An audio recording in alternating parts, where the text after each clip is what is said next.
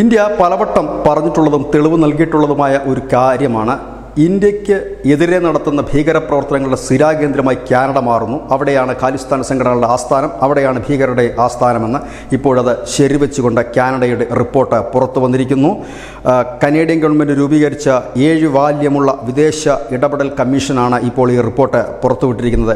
അതിലെടുത്തു പറയുന്നു, തങ്ങളുടെ രാജ്യം അതായത് കാനഡ ഭീകരവാദം പ്രചരിപ്പിക്കുന്നുണ്ട്, ഇവിടെ നിന്നുള്ളവർ ഫണ്ട് ഇന്ത്യക്കെതിരെ പ്രവർത്തിക്കാൻ നൽകുന്നുണ്ട്, ഒപ്പം ഭീകരവാദം പ്രചരിപ്പിക്കാൻ നൽകുന്നുണ്ട്. Government capacity to deter and counter foreign in റഫറൻസിലാണ് ഇത് വ്യക്തമായി പറയുന്നത്. 98-99 പേജുകൾ ഇതിനെക്കുറിച്ച് സമഗ്രമായി തന്നെ പ്രതിപാദിക്കുന്നു.